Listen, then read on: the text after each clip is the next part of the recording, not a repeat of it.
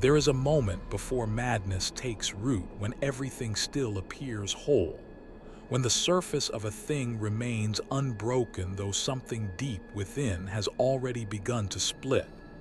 And as I sit alone in the dim light of the reliquary with my hands resting upon my knees, I can feel that moment returning to me, quiet, delicate, almost gentle in its deception, much like the first hairline crack in a great marble statue. Invisible until the day the entire figure collapses under the weight of its own forgotten wounds.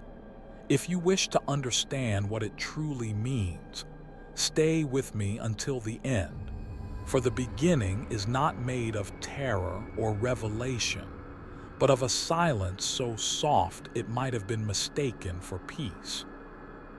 I remember kneeling in that chamber, the air heavy with the scent of incense burned down to its last glowing ember, the candles stretching their thin flames upward as though reaching for a salvation they could never truly touch. And in that stillness I tried to steady my breath the way the chaplains taught us, slow and deliberate, the pattern of a mind aligned with duty. Yet something felt wrong. Not in the world around me, but within myself, an unease I could not name, a subtle disharmony between thought and heartbeat. I told myself it was exhaustion. The long campaign had bled us thin, not in the literal sense, but in the quiet, unseen ways that fatigue erodes the edges of the soul. Still, the unease lingered, hovering somewhere behind my sternum like a small, flickering shadow. When one of the junior initiates entered the reliquary carrying a censer of fresh incense, I turned slightly to acknowledge him. His movements were reverent, practiced, yet something in his posture felt strained, as though he were imitating a gesture he no longer understood. He set the censer down and bowed his head, holding the moment a little too long, the way a man clings to ritual when he fears the ground beneath his faith has begun to shift. I watched him trace the sign of devotion across his chest, one stroke too slow, one breath too trembled, and for a fleeting heartbeat I felt an echo of empathy, recognizing in him the same quiet fracture I sensed in myself. But empathy was not encouraged in our halls, so I stayed silent. And silence, I now know, is the first mistake we all make when faith begins to rot. Later that night, during the final litany of the cycle, I stood among my brothers in the great chapel, its vaulted ceiling towering above us like the inside of a titan's ribcage. The golden icons lining the walls watched with unblinking eyes, their features serene, frozen in idealized devotion. The chaplain moved through the aisle like a living pillar of iron and scripture, his voice rising in deep, resonant cadences that filled the chamber. At first I felt the familiar stir of reverence, the disciplined alignment of spirit and duty that had guided me through uncounted battles. But then, quietly, almost tenderly, something shifted. It was in the chaplain's voice. Not the words, for the words were unchanged, but the tone, the cadence, the faint tremor that curled around each phrase like a second, hidden meaning. His voice quivered, not with emotion, but with strain, as though holding back something that wanted to speak through him. My pulse tightened. A cold beat of awareness slid down my spine. I glanced at the brothers beside me.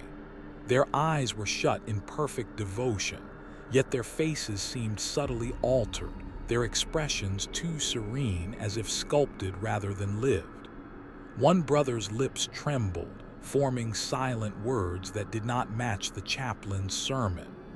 Another swayed almost imperceptibly, as though caught in a wind no one else could feel. No one else seemed to notice, or perhaps no one else dared to notice.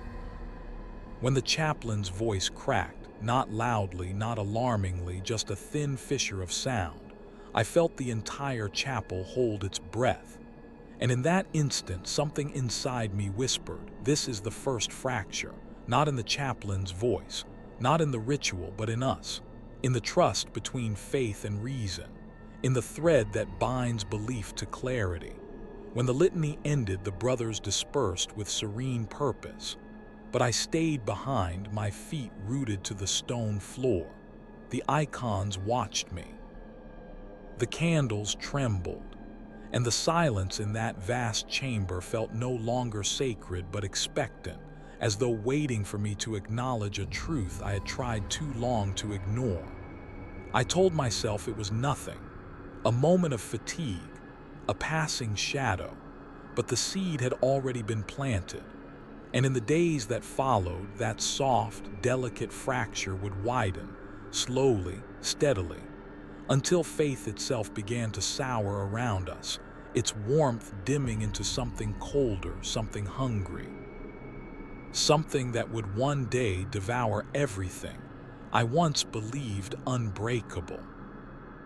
Whispers are the smallest seeds of ruin, so light that they drift unnoticed through the air, so soft that they seem harmless when they brush against the ear.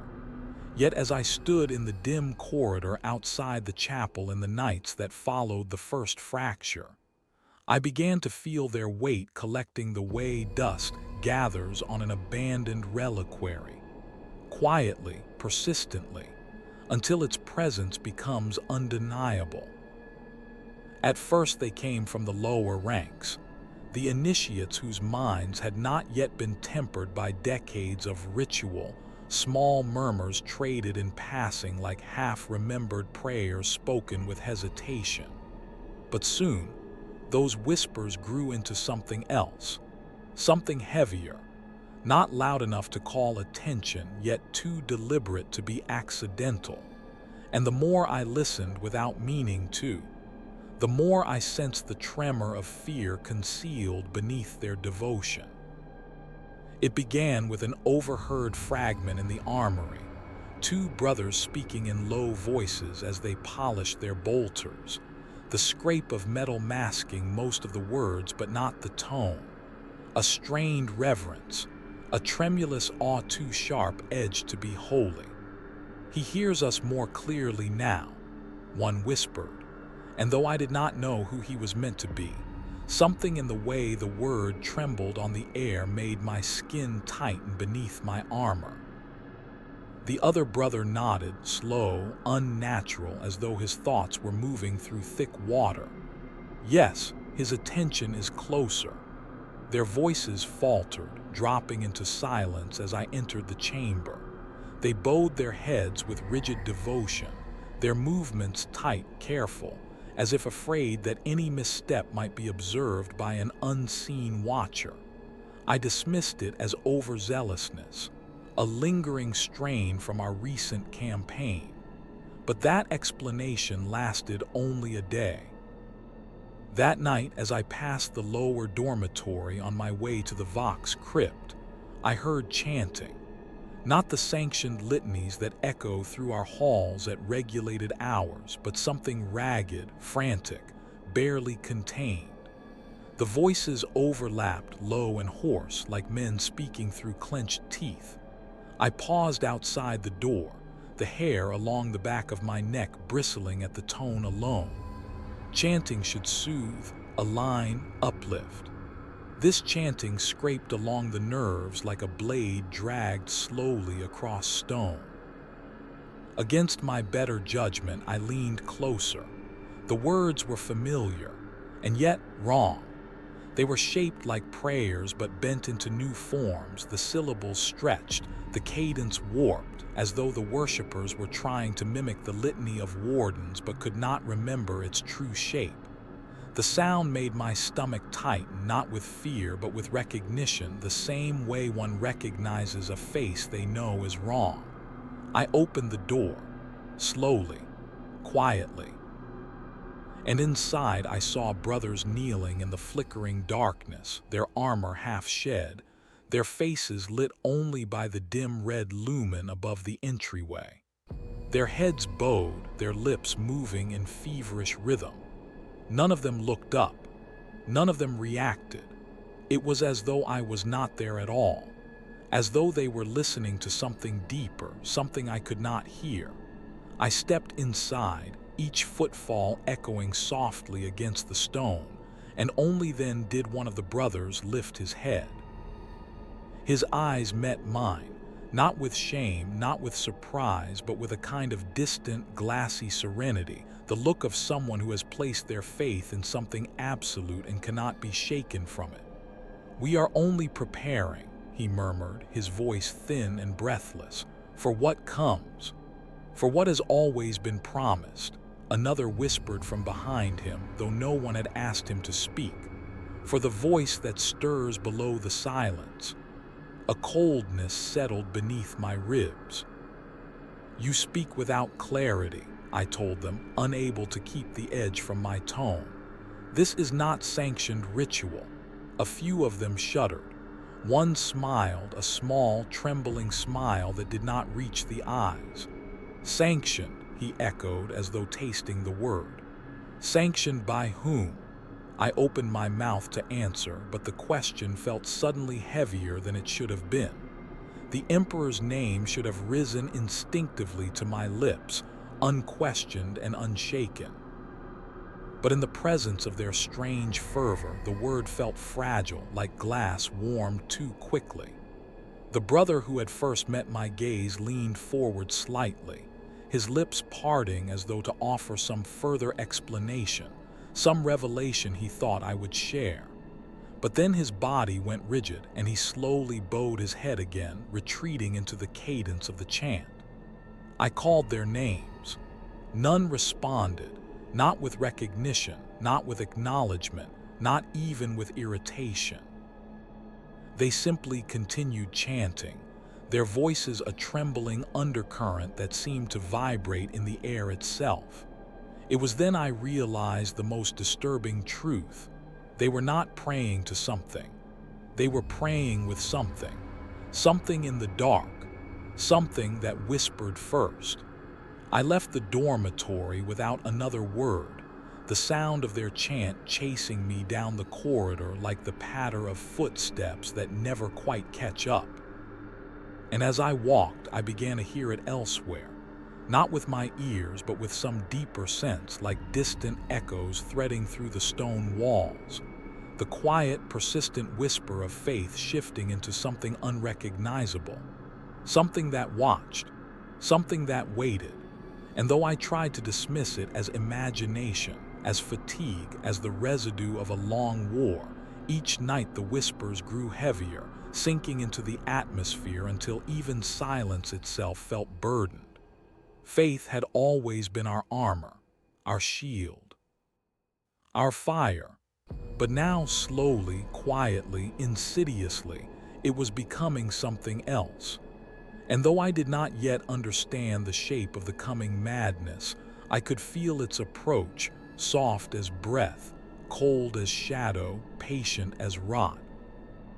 There are moments in a life of service when certainty falters, when the pillars of belief, so carefully carved, so meticulously reinforced through ritual, discipline, and the marrow-deep weight of oaths taken before altars of gold, suddenly feel thinner than parchment.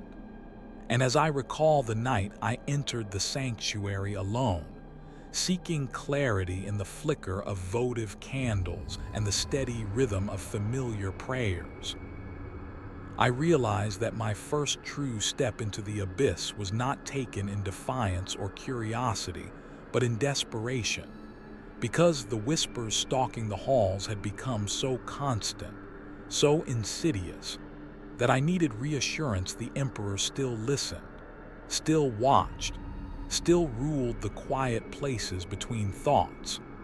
Yet instead of comfort, I found myself standing before something that should not have been there. Something that watched me with an intelligence older than our doctrines and colder than the void. The sanctuary was dim when I entered, the bronze door shutting behind me with a sigh that felt almost weary. Incense hung in the air like pale smoke clinging to the ribs of the vaulted chamber, and the candles at the base of the great statue trembled as though stirred by an unseen breath. I moved slowly toward the altar, my steps echoes in the vast emptiness. I had expected solitude, the kind that steadies the heart and clears the mind. But the moment I crossed the threshold, a weight settled onto my shoulders, not oppressive, not violent, but aware, like eyes opening in the dark. I told myself it was nothing, a trick of sleeplessness, a shadow shaped by the mind's exhaustion. Yet each step forward deepened the sensation until it felt as if the entire chamber were leaning inward, listening. The great statue of the emperor towered above me, carved from obsidian veined with gold that caught the candlelight in fleeting glimmers. I had looked upon that visage countless times, always with reverence, always with a sense of purpose renewed. But tonight something felt wrong, subtly wrong, like a painting that has been altered in a way you cannot yet name. The face seemed more severe, the shadow beneath the brow deeper. The mouth tightened not with judgment, but with a tension I had never noticed before, as though straining to speak and failing. I approached the altar and knelt, lowering my helm beside me. The air was cold, too cold. My breath fogged in front of me, impossible, for the sanctuary's temperature was regulated by ancient systems that never wavered. I clasped my hands, closed my eyes, and began the litany of endurance, letting the familiar cadence roll through me in hopes of drowning out the unease gnawing at the back of my mind. But midway through the prayer, I faltered, not because I lost the words, but because the silence around me shifted. It was no longer the natural silence of an empty chamber. It felt textured, layered, filled with something that pressed against the edges of my awareness like fingers testing the surface of glass. I opened my eyes, and the sanctuary felt smaller, closer, as though the walls had drawn inward. The candles flickered violently, their flames bending toward the statue as if pulled by invisible wind. A low hum vibrated through the stone floor, so faint I thought at first I imagined it, but as it grew, it resonated in my bones, in my teeth, in the fluid between heartbeats. I rose slowly to my feet. The hum became a whisper, not a voice, but the shape of one, a vibration that skirted the edge of hearing. I forced myself to breathe steadily, to remember my training, to remember that fear had no place in a warrior's heart. But fear was not what I felt. It was recognition, a dreadful, impossible recognition. My gaze lifted to the statue, and the statue, immense, unmoving, carved by master artisans who had died centuries before I was born, seemed to watch me. Its eyes, once distant and idealized, now felt focused, sharp as blades, aware. I blinked, told myself I imagined it. But when I looked again, the sense of being observed only intensified, sinking into me like a hook gently pressing beneath the skin. "My lord," I whispered before I could stop myself, my voice sounding small under the vaulted ceiling, "I seek guidance." For a long moment, nothing changed. The hum quieted to a faint tremor. The air seemed to still. I thought, hoped it was over. Then something in the shadows behind the statue shifted. My breath caught. At first, it seemed a trick of the candlelight, a ripple of darkness moving in a place where no movement should exist. But then it deepened, thickened, gathering form the way a storm gathers over a distant horizon. It drifted along the wall, a whisper of darkness trailing like smoke, slow, deliberate, silent. My hand went to my bolter by reflex, though deeply I knew a weapon was meaningless in the face of whatever shaped itself before me. The darkness coiled upward behind the statue's shoulders, stretching like wings unfurling without light. The hum returned, louder now, edged with something like hunger. And then the statue's head moved, not fully, not with the weight of carved stone, but subtly, almost imperceptibly, the chin lowering by a fraction, the eyes tilting, the mouth parting as though an old breath escaped. I stumbled back a step, not out of fear, but out of the overwhelming certainty that something ancient and vast was peering through the stone like a person peering through a window. It was not the Emperor. I do not know how I knew, but I did, instantly, entirely. Whatever watched me through that frozen face was not divine, not holy, not born of Terra or the throne. It was something that had been invited accidentally, unknowingly, by the collective fervor twisting through our halls. Something that had slipped into our rituals, our whispers, our trembling litanies. Something patient, something curious, and now it was looking at me. My knees weakened, the breath driven from my lungs by the sheer weight of its attention. It was not malevolent, not in that moment, but it was wrong. Wrong in a way that defied description. Wrong the way a painting is wrong when the eyes follow you. Wrong the way a shadow is wrong when it bends away from the light. It regarded me, studied me, reflected me back to myself in a way that made my bones ache. And then, just as suddenly as it had come, the darkness folded back into the walls, slipping into cracks too small for shadow to fit, leaving the sanctuary still, silent, cold. The candle flame straightened. The hum faded. The statue became stone again, but the gaze lingered, etched into the air like frost. I did not finish the prayer. I did not bow.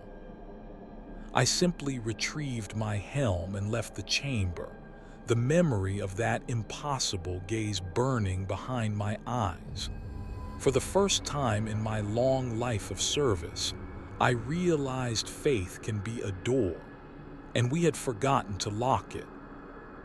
There is a particular terror that grows not from thunder or the clash of blades, but from the way voices begin to change their shape. And when I first heard the chanting beneath the floorboards, I thought it was the building settling, old timber remembering the cold. But the sound refused that explanation the moment I tilted my head and heard intention behind the rhythm. At first, it was only a murmur passed between unseen brothers, a cadence that borrowed the curves of our litanies but bent them at a corner. And because we are trained to trust ritual and repetition, I listened with the faint, guilty hope that it would be merely a child's misremembering.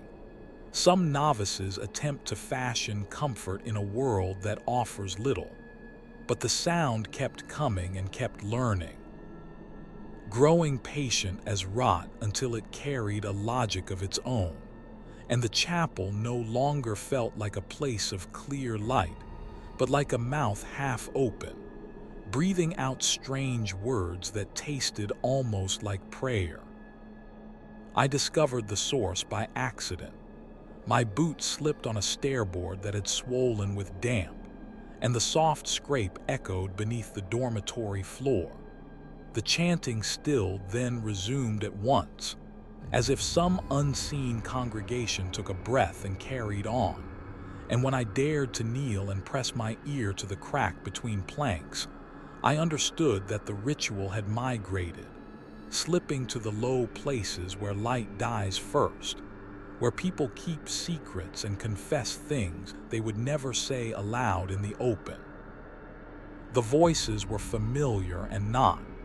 They used the same cadences we had learned in youth, the same cadenced breaths and pitched vowels, yet they threaded them differently, stretching syllables into stretches of silence, repeating a phrase until the meaning frayed and a new hunger took the place of sense.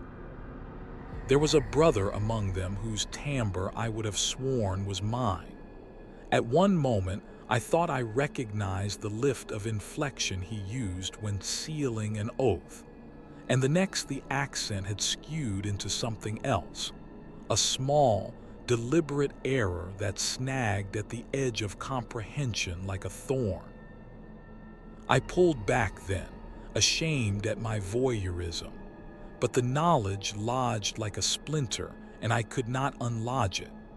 For weeks afterward, I walked the corridors hearing those underfloor chants in the hollow of my own ribs, their rhythms echoing against the inside of my armor, as if someone were tapping out a code only my bones remembered. In daylight, the brothers went about their duties with the smooth, practiced gestures of men long schooled against indecision. They polished reliquaries until the metal shone like scripture, placed candles with the strict geometries dictated by the chapter, recited litanies at the measured intervals required by canon. Yet at night, beneath the sheets of our making, their mouths moved in different measures, and the things they prayed to flickered with an immediacy that made the hairs along my neck rise. The more I watched, the more I noticed small telltales. A brother hums a phrase under the breath that does not correspond to any sanctioned hymn. A novice leaves a token at the seam of a floorboard, and when later recovered it bears marks that were not of human tools. Candles gutter and relight though no wind touches them. Faith, which is supposed to steady and clarify, had begun to contort into something that pulls at men with the friendliness of a hand and the hunger of a maw. I tried to speak of it carefully, indirectly, to the chaplain assigned to our quarter, but his answer had the softness of clergy who have seen many forms of doubt and the hardness of men who have learned to displace unease with ritual.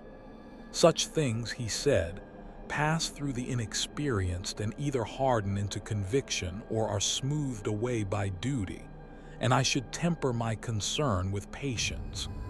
Patience in that hour felt like collusion. I persisted quietly.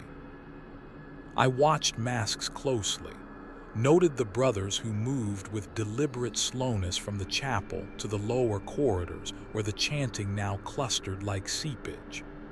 I traced my fingers along the boards where the sound pooled and felt a tremor under the wood, not mechanical but something alive with attention, an intent that thrummed against the grain like a living thing listening. Once, when I dared the audacity, I sank to my knees and pried up a single plank with my combat knife. The smell that rose was not decay as I expected, but a complex, almost medicinal odor, burnt herb iron, the faint tang of something like salt and old prayers bound together, and wrapped within that scent were thin strips of woven cloth, scraps of scripture rewoven into knots and hung with tiny charms carved from bone. I recognized the craftsmanship, novice hands trying to make meaning from scraps. But the arrangement was wrong. The knots were tied in a sequence I had not seen in any of our liturgies, and when I followed the pattern with the tip of a blade, I felt an answering warmth like a circuit closing. The charm vibrated beneath my fingers, a small, almost imperceptible pulse, and for a second I had the sense of being observed not by human eyes but by the arrangement itself. I replaced the plank and walked away, the image of the hidden shrine folded like a wound under my breast. The weeks that followed saw the contagion of these covert devotions deepen. Brothers I had trusted for decades began to speak in the hush, with a certainty that uncannily resembled zeal. They invoked names not found in any concordance. They left bloodless offerings in corners no liturgy sanctioned, and their faces lit with a light I had seen on the faces of men who had looked upon a vista of victory and never looked away. Their smiles changed. They widened, but the widening did not reach their eyes. It was a shape worked on by some teacher, practiced until habit replaced spontaneity.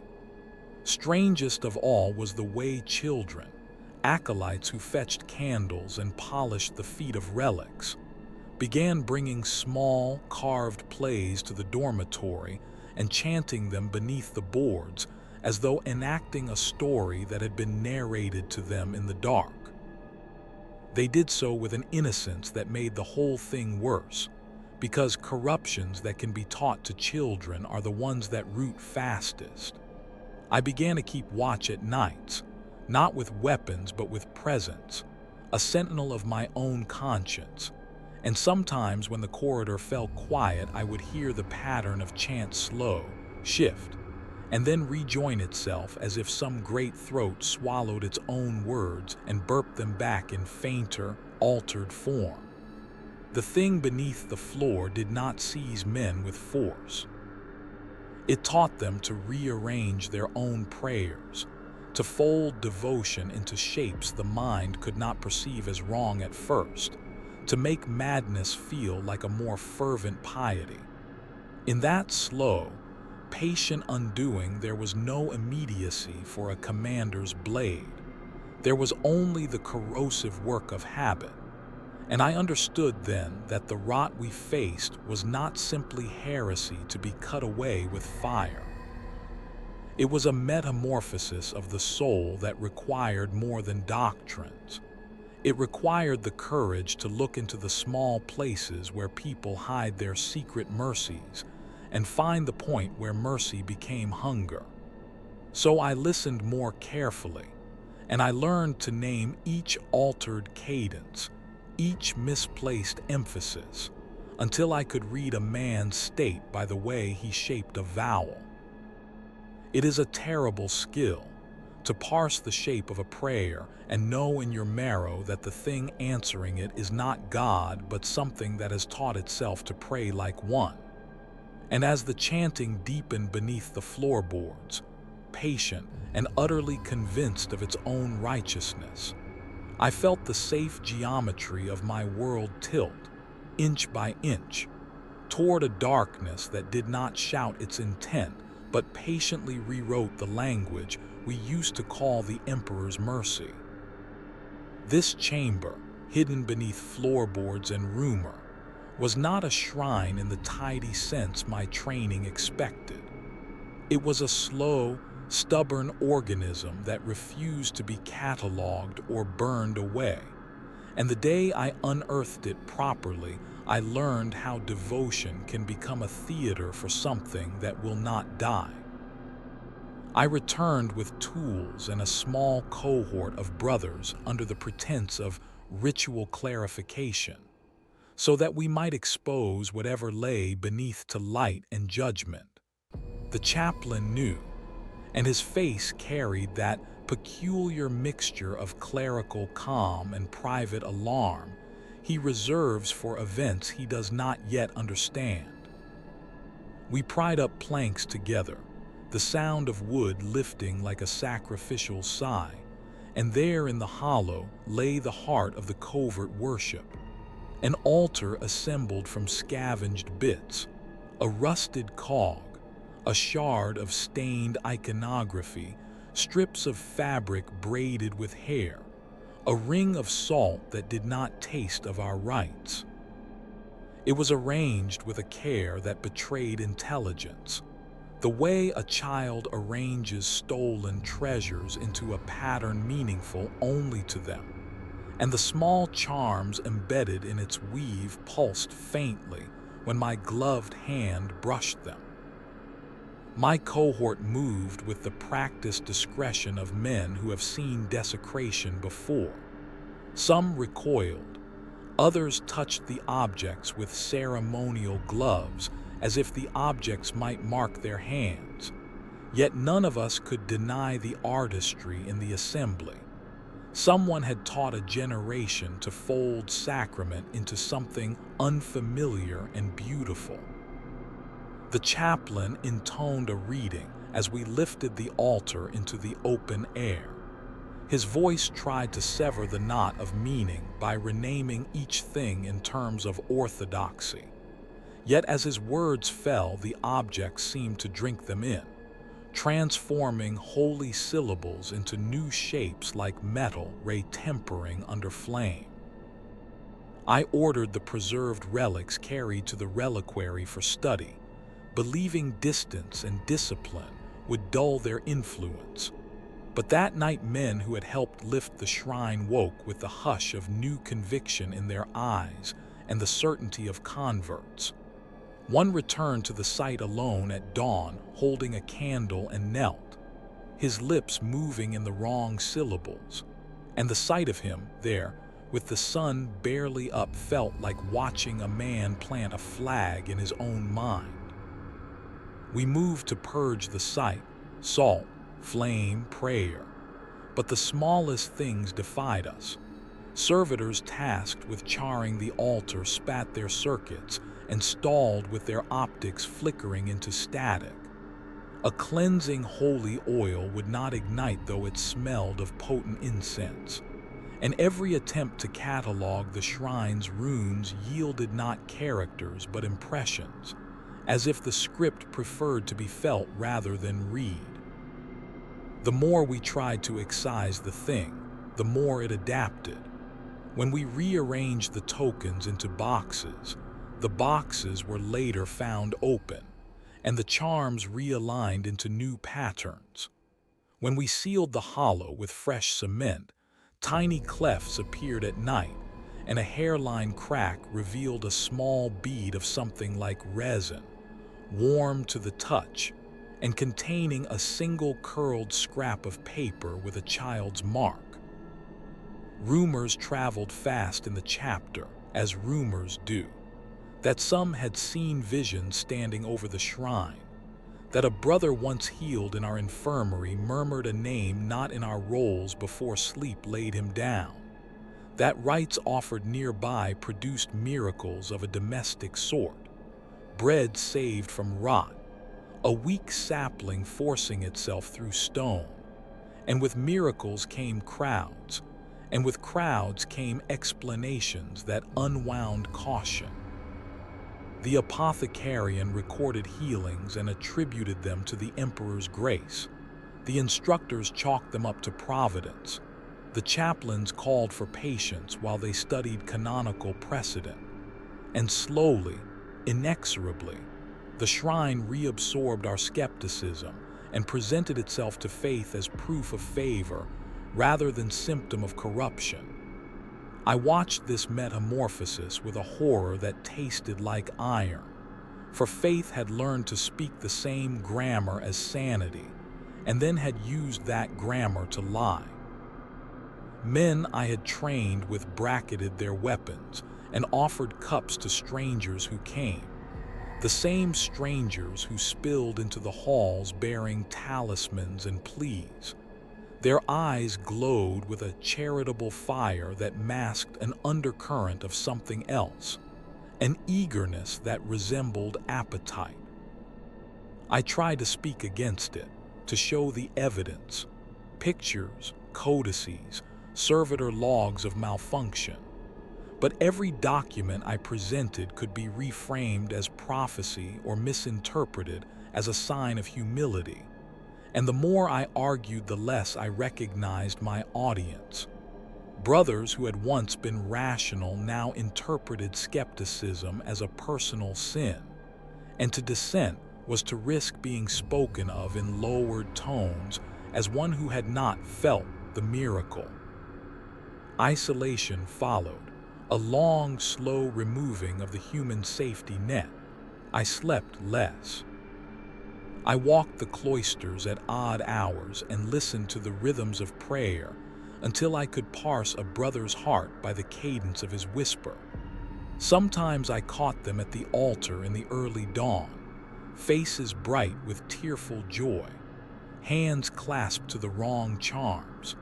Other times they were patient, waiting in lines that had not existed before, trading stories of salvation and quiet triumphs, as if the world had slowly rearranged itself to make room for a new god. The shrine would not die because it had become not simply object but practice, and practice is the most stubborn of teachers.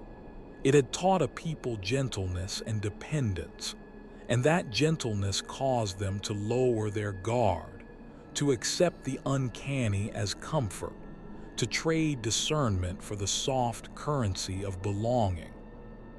In the end, what the shrine fed on was not bone nor blood but attention, the slow drip of human regard, the liturgical pause between a question and an answer, the space in which worship can seed itself into the marrow. And having taken root, it grew wings not of malice but of ritual, wrapping itself in the familiar shape of holiness until even I, who had been a sentinel against such changes, had to admit the subtle truth. Faith could be as fragile and as dangerous as flesh when it rots from inside. It was not dramatic. The shrine did not explode or scream. It simply continued, patient and unaccountable, and I watched those I loved kneel to it with the same tenderness they once reserved for the emperor. And in their devotion, I recognized the slow vanishing of what we had been and the beginning of what we would become, if no one found the courage to name the rot and call it what it was. The first time I noticed the smiles that were not ours, I laughed it off as the fatigue of long campaigns, the way exhaustion can make a man see hunger in another man's grin. But the laughter dissolved quickly. What first blooms like a convenience grows into a curriculum. Faces teach other faces how to feel, and once the wrong lesson takes hold, the whole house rearranges itself around the lie. It began in small mercies, a recruit offering the wrong kind of grin when praised for a minor task, a veteran whose eyes stayed far away though his lips curved politely, a brother in the mess line tilting his head with a smile that looked cultivated rather than earned. Each instance alone would have been tolerable, a tired man putting on a face, but the pattern multiplied until the expression no longer signaled mirth, but a kind of compulsory acquiescence, a soft conformity that smoothed every edge of argument into a painless agreement. There is a cruelty in that softness because it silences by sedation rather than by force.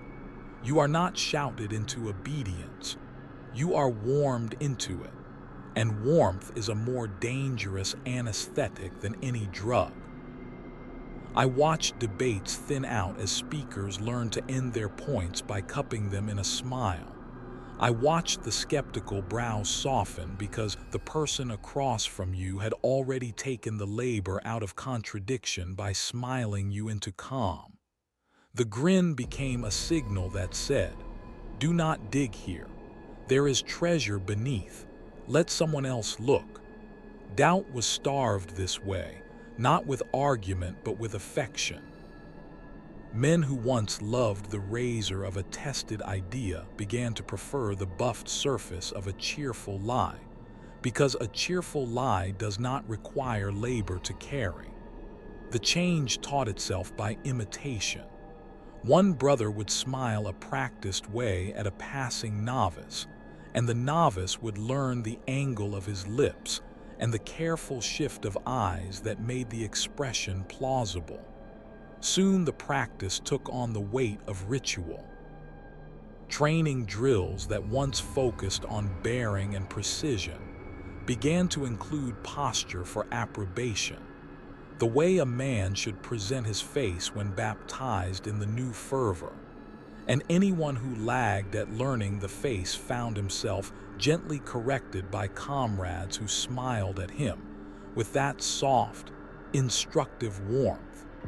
as if affection could be used like a chisel to reshape the open parts of a man. The grotesque part is that a smile is the easiest way to make sin feel sacred. It is a small transubstantiation that transforms doubt into charity. I noticed it in small, personal betrayals first. A brother who had in the past snapped at corruption with a blunt question now smiled and said, "We will pray," his grin folding away the need for action. An apothecary who once kept records of dubious cures now smiled over the ledger and passed the messy cases along with a wink that asked no questions. Each smile eased responsibility. Each smile taught the next smile to be softer. When I tried to name it, to point at the way a grin could be used as a soft weapon, the room would tilt into comfort around me. More eyes on offering comfort than on the accusation. And I felt the conversation close like a book at the end of a proper hymn. Calling attention to the wrong smile became indistinguishable from cruelty. You were the cold man who could not appreciate the tender expression of the converted. There is a slow violence in that reversal, for men will not fault gentleness. They will even prefer doctored gentleness to the harsh caring that demands work. The rot did not invade with fire but with kindness practiced as therapy, and kindness is a mirror that lies with a pleasant face. Worse, the smile taught us to forgive ourselves. Once you can smile in the presence of an error you have committed, you have taken the first step toward absolving it without reparation. A recruit stole a ration and received a gentle grin and the admonition that we must share burdens. The act of theft turned into communion, and no ledger was kept. A veteran left his post and returned with a contrition crowned by a smile that sopped the urgency out of accountability. In time, the grin became not only a way to avoid shame but a currency. It purchased silence, purchased small favors, purchased the quieting of conscience. I resisted as one stubbornly resists a tide at their knees. I kept faces neutral, answers measured, and I asked questions in public that could not be absorbed by warmth alone. Yet resistance became its own suspicion. To inquire about the new smiles was to risk being called joyless, to be accused of failing to recognize the Emperor's mercy in the small mercies that now multiplied. How easy it was for rot to rebrand itself as grace once the community agreed to see the same face and call it holy. The most terrible moment came not when they began to smile at falsehoods, but when I found myself practicing the smile in the privacy of my own hands. It was a reflex at first, the curvature of a mouth formed from observation, then a testing in the mirror of my visor as I shaped an expression to avoid a quarrel, to spare a brother's feelings. And in that private rehearsal, I felt something slide. A small piece of my blunt, honest self folding like a scrap of cloth into the pocket of the soldier the chapter wanted me to be.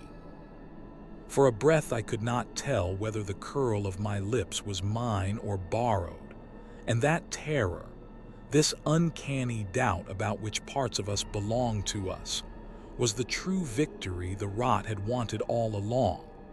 It is easy to burn a heresy in public. It is much harder to burn a tutor who teaches you to soften your face in their presence.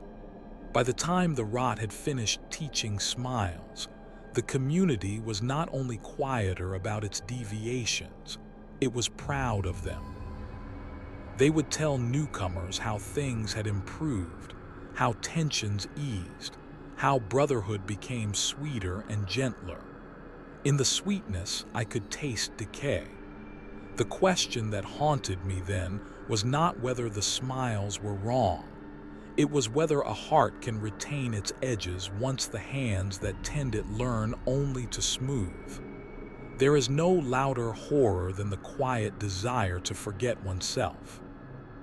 There comes a moment in any descent where the world itself seems to lean closer, as if reality has grown curious about the trembling creature walking its surface.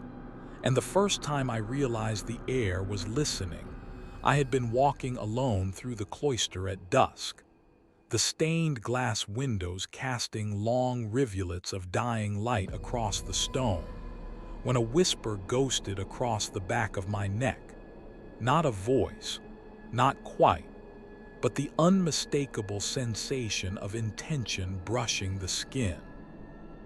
At first I turned, expecting a brother at my shoulder, yet the corridor stretched empty behind me, all quiet but for the soft hum of lumen strips cooling overhead, and the silence pressed in with a weight that felt not oppressive but attentive, the way a child might press its ear to a closed door to catch the rhythm of words not meant for them. I quickened my pace, but the listening followed, soundless yet palpable, as though the air had become a vast lung drawing breath through the hall, inhaling every scrape of my boots, every shift in my armor, every roughened swallow of unease. In training, we are taught that the mind plays tricks when taxed, that fatigue births phantoms, but this was not the aching imaginings of an overwrought mind. This was observation, patient and studious, an invisible gaze stretching itself thin through the corridors, stitched into the stones like veins learning to pulse. I passed by the small meditation alcove near the scriptorium and heard faintly a murmur that did not match any litany I knew. It came from the cracks between wall panels, slipping through the mortar like breath slipping between teeth. And when I paused to listen, the murmur did not continue. It paused with me, mirroring my stillness as if it did not wish to reveal itself fully. There was an intelligence in that pause, a coy restraint, the same restraint predators use when observing from shadows, patient enough to wait for certainty. When I moved again, the murmur followed, its rhythm altering, its pitch adjusting to the pace of my steps. It was then I knew that whatever my brothers were now praying to, whatever shadow they had welcomed into their rituals, it had learned to inhabit the walls themselves. In the days that followed, the listening grew bolder. In the mess hall, conversations died abruptly as though the air itself siphoned the words out of men's throats. In the barracks, whispers continued long after mouths stopped moving, a faint, fluttering echo that did not quite mimic speech but carried the warmth and cadence of human breath. The novices noticed first. Children always notice the tremors adults deny. I saw one girl clutch her devotional charm and shiver though no cold breeze touched her. When asked what frightened her, she pressed her small hand to the wall and whispered, "It's awake." I do not know which it she meant. I am not certain she knew either. The chaplain insisted we keep the routines intact, ritual combats, prayer cycles, maintenance tasks. But even he grew distracted mid-sentence, glancing sharply to corners of empty rooms as though expecting a reply from an unseen presence. His sermons began to take on a strange quality, softer and more hesitant, as though he was no longer preaching to us but negotiating with something that hovered just beyond sight. Once, during a reading of the Canticles of Purity, he faltered on a familiar phrase and went silent long enough that the congregation shifted uneasily. When he resumed speaking, his voice was not quite aligned with his breath, an almost imperceptible delay, like a puppet pulled by two strings instead of one. I felt the air tighten around us then, as if drawing close to the chaplain's voice, tasting it. I began testing the silence deliberately. Alone in my cell, I would murmur half phrases of psalms, then pause abruptly, listening to see if anything leaned in to finish the line. Sometimes nothing happened. Other times, a faint shift like cloth sliding over stone, a small exhale that did not belong to me, a whisper-soft tremor humming along the metal frame of my bunk. The most unsettling moment came when I stood in the armory checking weapon seals.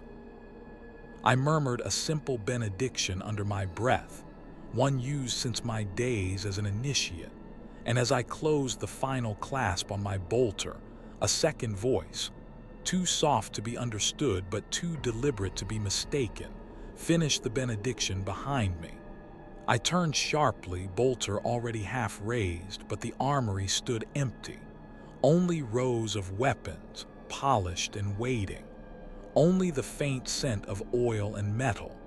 Only the hum of processors old enough to remember wars we called myth. Yet the presence lingered, warm and watching, waiting. This was not chaos, not the howling warp violence of demons, not the screaming dissonance that shreds the sanity of those who glimpse it. No, this was something quieter, more insidious. Something birthed not from the void, but from our own trembling devotion. Faith made a shape for something to enter. Fear carved a space. Whispers beckoned, and the air learned to listen. It did not want blood, not yet. It did not want worship in the crude sense of kneeling bodies. What it wanted, I began to understand, was participation. It wanted to be included in our thinking. It wanted to share our breath, our rooms, our pauses, our silences. It wanted to nest inside the unspoken moments between our words. And each day, the brothers invited it further. They spoke softly in empty rooms, offering their thoughts to the listening air. They paused mid-sentence to wait for an unseen reply. They left small tokens on windowsills as if the breeze itself might carry them into a waiting hand. Faith was no longer something we practiced. It was something practicing us.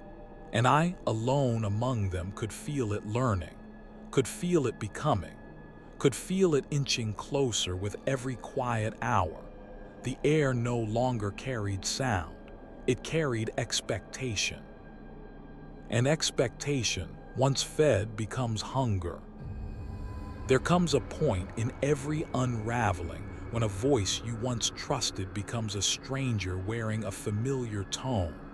And the night I heard the chaplain deliver his final sermon as a man, the difference was so delicate, so heartbreakingly subtle, that half the congregation fell to their knees in rapture, while I felt my stomach hollow itself into a cold pit of dread. The sermon began like any other, with the slow rise of incense and the soft clatter of armored gauntlets finding prayer rests. But even before the first word left his lips, I sensed the wrongness. Not loud, not grotesque, but a thin, trembling thread drawn too taut, as if his breath passed through a shape not entirely his own. He stood at the dais beneath the towering, gilded effigy of the emperor, the candles reflecting off his skull helm in warm, pious light. But that warmth ended 3 steps from his feet. Around him, the air felt charged, listening in the way a student listens to a master, or a hungry creature listens to footsteps approaching its den. His vox grill dimmed briefly, a flicker too subtle for most eyes, but I saw it. I saw the hesitation, the faltering beat in his chest as though he were waiting for permission to speak. Then his voice emerged, not wrong at first, not entirely. The opening litany flowed with the familiar cadence we had all memorized as children, deliberate, stern, shaped by centuries of disciplined breath. But beneath the cadence lay another rhythm, an almost inaudible undertone that did not match his speech pattern. A counter-current, a second voice riding inside the first like a shadow wearing a man's outline. He spoke of vigilance, of purity, of holding the line between devotion and delusion. But each time he approached a phrase that demanded clarity, his voice caught, as if something tightened around his throat in gentle correction. "We must remember," he said, pausing just a heartbeat too long, "that faith," another flicker in the vox. His head tilted a fraction, not toward us, but toward the space beside him, as if someone whispered advice into a place no human ear could reach. "Faith must be tended." His words continued, but their meaning drifted. What should have been a warning sounded like an invitation. What should have been a call to discipline softened into the hush of a lullaby. My brothers leaned forward, their faces warmed by the glow of candles, eyes wide and glassy with awe. I wanted to shake them, to shout, to tear them out of whatever soft dream his voice had wrapped around their thoughts. But the silence of the chapel was immense, sacred, suffocating, and interrupting a sermon felt like blasphemy even when the sermon itself smelled of rot. "There is a voice," the chaplain said softly, "that speaks beneath the quiet."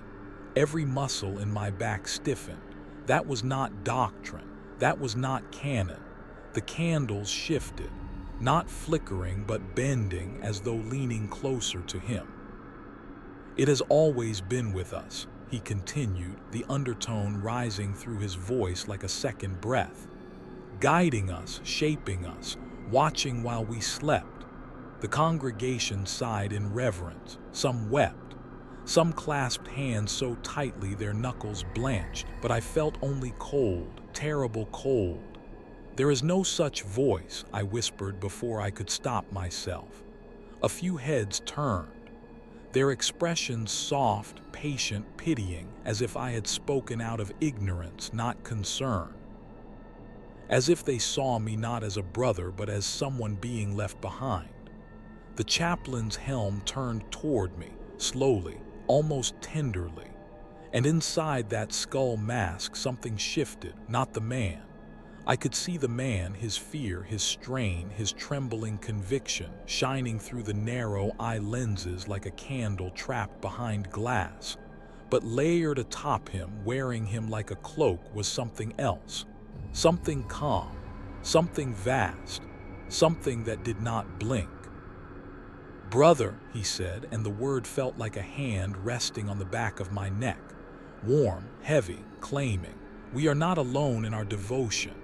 That undertone deepened, soft, soaked in a kind of intimate hunger. My teeth clenched, my palms slicked with sweat inside my gauntlets. "Your faith," he continued, voice cracking on the final consonant as if he fought to retain control, "has always been heard." The aisle around me swayed with nodding heads. Whispers rose like drifting threads of smoke. "Heard. Always heard. Always." I stepped back, pulse hammering, and my hand brushed the pillar beside me. The stone was warm, too warm, as if something inside the wall had a heartbeat. The chaplain lifted both hands then, palms open, the gesture meant to bless. But the air around him shimmered faintly like heat rising off metal, though the chamber was cold. "Let us open ourselves," he said. "The Emperor listens," a brother murmured dreamily. "The Emperor watches," whispered another. The chaplain's head jerked, a tiny involuntary twitch as though those words hurt him. And then softly, almost apologetically, he said something that hollowed me. "He is not the only one." The hush that followed was not silence, it was breath, drawn in by the unseen, held, tasted. The candles bent low, their flames bowing toward the dais as if acknowledging a new authority. My ribs tightened. My mind screamed to move, to act, to stop this. But the congregation leaned forward in unison, as though one creature with many bodies, drawn by the warmth of a voice that promised comfort even as it stole the shape of truth. The chaplain trembled, his hands quivered. His voice dropped to a whisper as if confiding something tender and terrible. "There is room in us for more than one devotion." My breath caught, because in that moment, beneath the layered tone, beneath the trembling humanity, I heard it. A whisper not shaped by lungs, not shaped by flesh. A whisper shaped by listening, patient, pleased, curling like smoke around the chaplain's final word. It spoke without sound. It spoke in breath, in expectation, in hunger. And I understood with a clarity that burned. This was the last sermon he would ever give as a man. The next would belong entirely to the thing that had learned to speak through him. There is a kind of breaking that does not announce itself with screams or clashes, or even the thunder of bolt or fire. No, the most devastating fractures arrive in silence, wearing the face of familiarity. And the day I realized my brothers were no longer mine was not marked by battle, but by the stillness of a shared mourning ritual that had become unrecognizable in every way that mattered. The chapel felt swollen with warmth, as if too many breaths had thickened the air into something tactile. And when the congregation rose for the final benediction, their movements aligned with a synchronicity far too precise to be coincidence, as though all their limbs were guided by a single thought moving through many bodies. I stood among them like a relic misplaced on an altar, watching faces once carved by discipline and spirit, now softened into the same placid, eager expression. The smile that had crept into our halls now blooming openly, a permanent fixture upon every mouth, a gentle submission masquerading as joy. They did not look at one another when they moved. They did not need to. Their gazes fixed instead on spaces where nothing should have been, as though tracking some invisible thread weaving through the chapel like a living vein. And then, when the final prayer fell from their lips, not as a chorus but as a single, seamless voice, I felt something in my chest twist, not with fear but with grief so sharp it nearly buckled me. My brothers had passed beyond the threshold where fellowship becomes possession.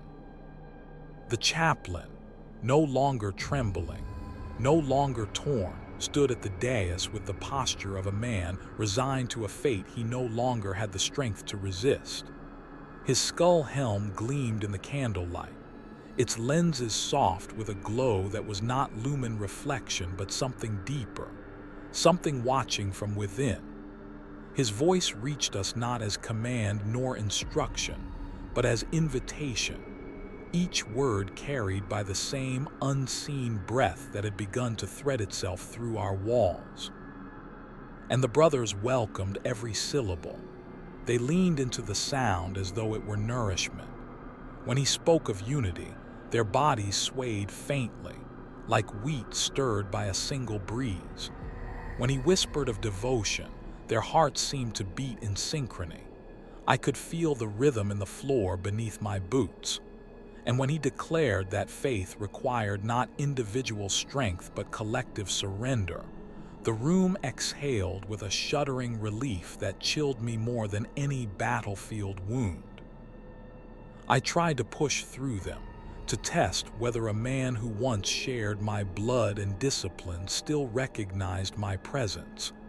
But as I brushed shoulders with a veteran who had saved my life twice, he did not turn, did not blink, did not acknowledge me at all.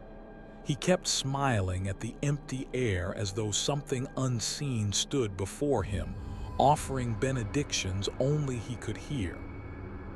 When I whispered his name, hoping to crack whatever trance had taken hold, he responded with a quiet, breathy laugh, Not cruel, not mocking, but tender, as though amused by a child who had not yet learned the rules of a game.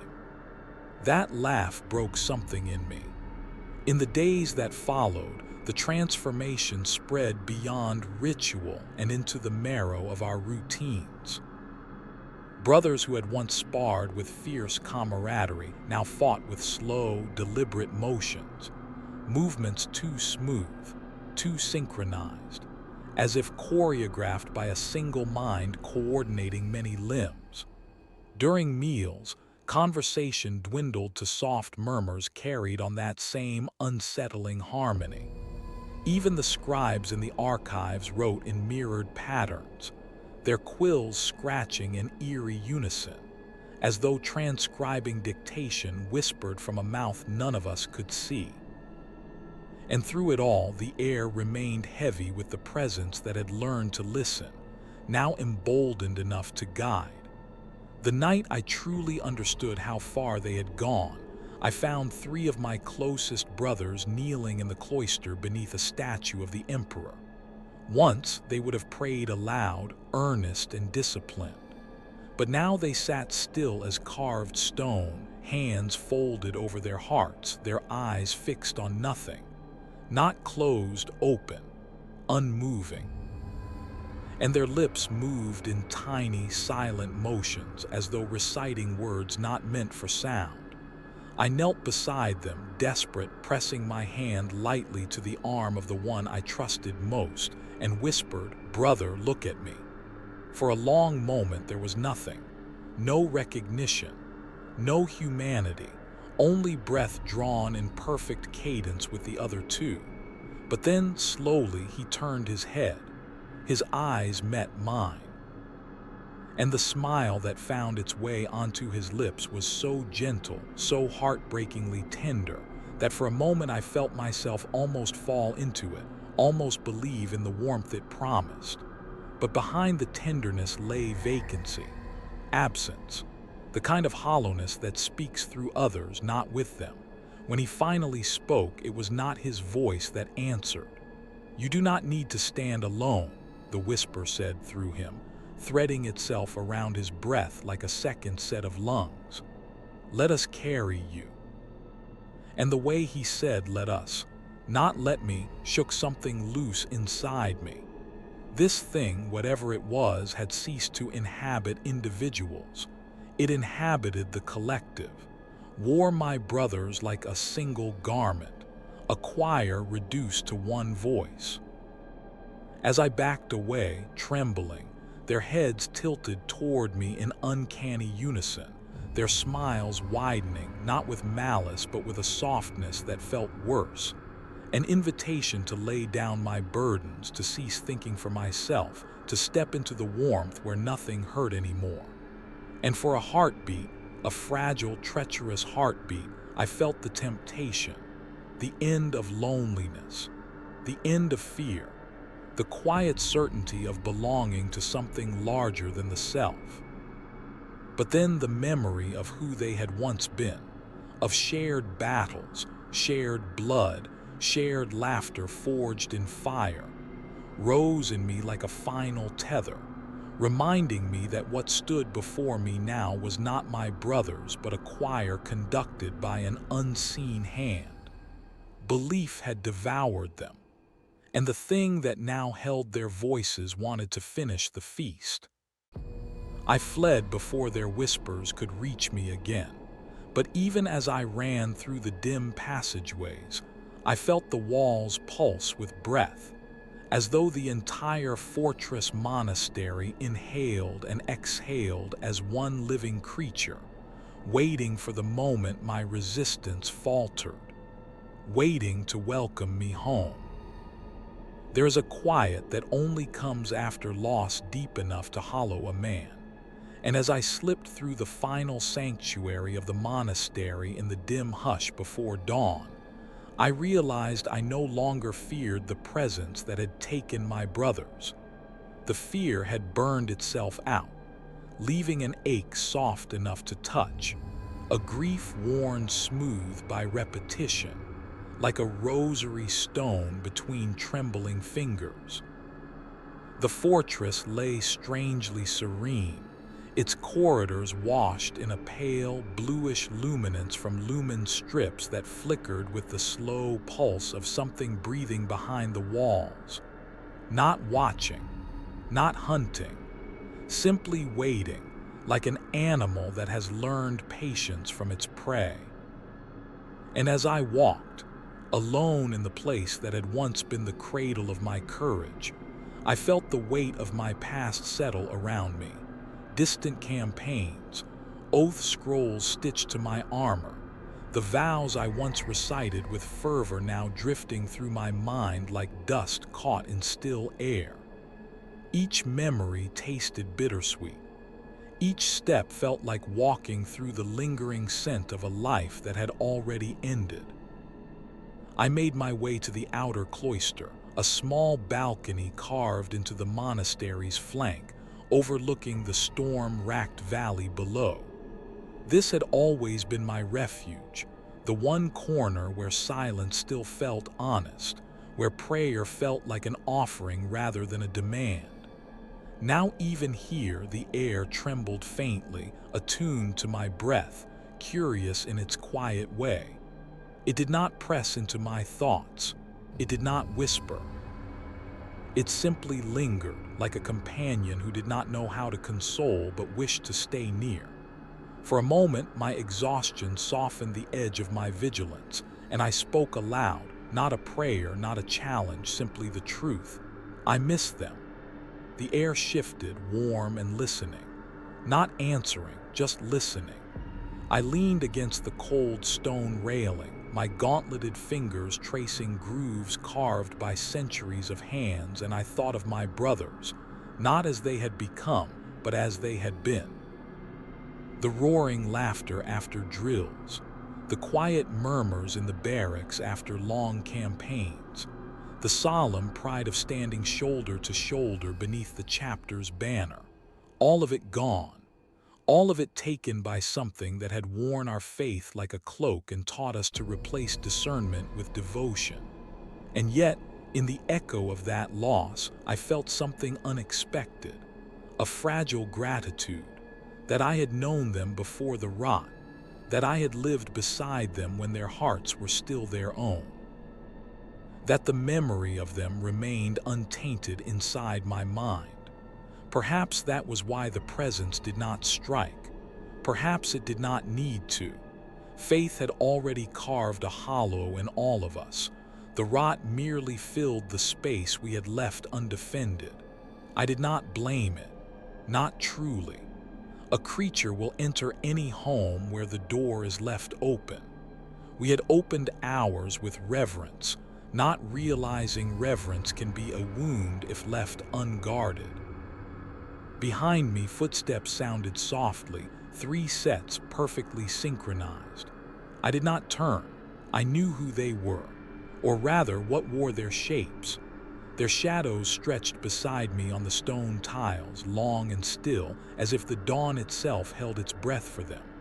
For a heartbeat, none of us spoke. The presence within the monastery breathed through the walls, through the floor, through my brother's lungs, a tectonic patience settling around us like a heavy cloak. Then one of them, the one who had once been my closest friend, stepped forward, his movements fluid, serene. No weapon drawn, no threat, just the calm certainty of someone offering a hand to a drowning man. "You do not have to be alone," he said, his voice layered with that familiar undertone but softened now, gentler than ever before. "There is warmth in unity, peace in surrender."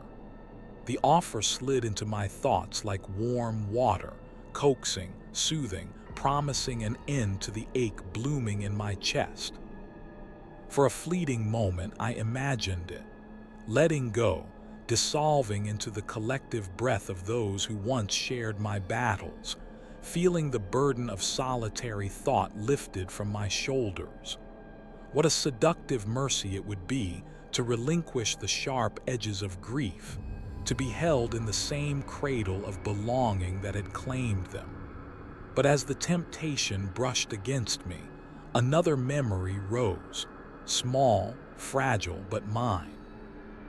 The sound of my brothers laughing on the training grounds, sunlight catching on their armor, their humanity shining through every crack in their discipline. They had been individuals then, imperfect, beautifully flawed, alive, and I understood that accepting the offer would not reunite me with them. It would only bury the last unbroken piece of what they used to be.